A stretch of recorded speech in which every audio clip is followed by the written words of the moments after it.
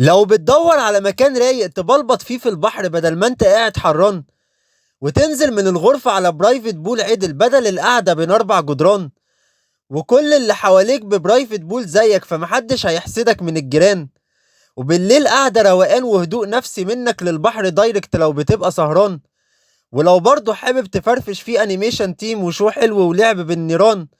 كل الكلام والدلع ده موجود في شرم الشيخ في فندق بارسيلو تيران. تعالوا نشوف الغرفة والمميزات والعيوب والشاطئ وحمامات السباحة وكل ده، يلا بينا. في البداية بس زي ما قال لكم طائر البطريق كده بالظبط، دي قناتكم ريفيوهات الرحلات اللي بتهتم بريفيوهات الفنادق والرحلات وأماكن الخروج في مصر بكل مميزاتها وعيوبها.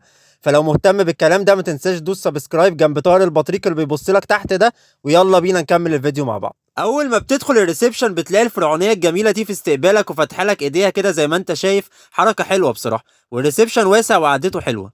خلينا نبدا بالغرفه بقى. ده التويلت مساحته كبيره وعاملين الحوض بالحجر كده شكله حلو، وبيديلك طبعا الشامبو والهاند ووش والكلام ده، وفي هير دراير، ودي كابينه الشاور اهي. تعالوا نشوف الغرفه نفسها بقى. في كاتل طبعا وسيرفيس موجوده، والغرفه دي سويم اب زي ما هوريلكوا كمان شويه. وادي السرير الكينج اهو مساحته كبيره، والغرفه بصفه عامه مساحتها كبيره قوي، بتحس فيها براح وراحه نفسيه كده، لان الفرش مش مكبوس جنب بعضه عشان المساحه تسمح بكده. وبرده هنا في تلفزيون اهو، وفي جزء ليفنج اهو، كنبه كبيره، وفي مكتب وفوتيهات جنبه حلوه قوي، وبيديلك طبق فواكه كادو كده اول لما تستلم الغرفه. تعالوا بقى بصوا الفيو هنا عامل ازاي. الغرفه دي زي ما قلت لكم سويم اب، يعني تنزل من الشاليه على البول على طول، وتضرب لك بقى الغطس المتين دايركت، وبرده تعتبر برايفت بول. وهقول لكم ليه تعتبر. بصوا هوري لكم كده، بقول تعتبر ليه لان برضو زي ما بوري لكم كده انت بتطلع من الغرفه على البول، ولكن البول مكشوف للي حواليك، عشان كده مش برايفت قوي.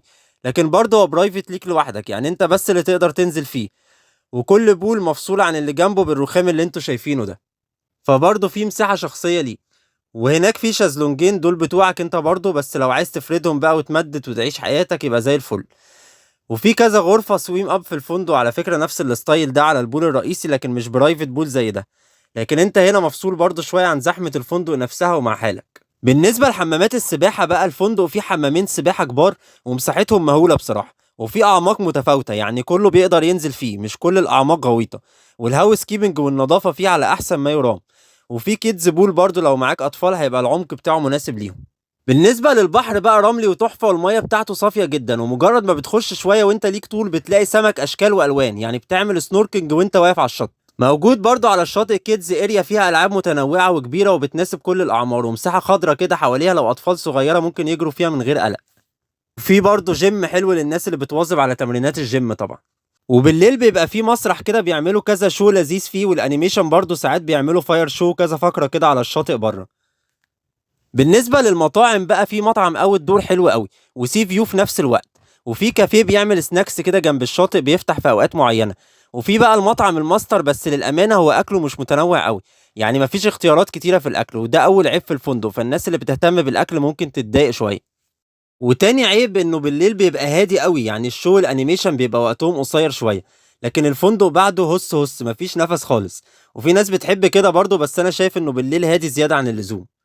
ما تنساش تعمل سبسكرايب بقى على طائر البطريق اللي بيبص لك تحت ده عشان يوصل لك كل جديد، ولو في اي حاجة شاركوني بيها برضو في الكومنتات، واشوفكم الفيديو الجاي ان شاء الله.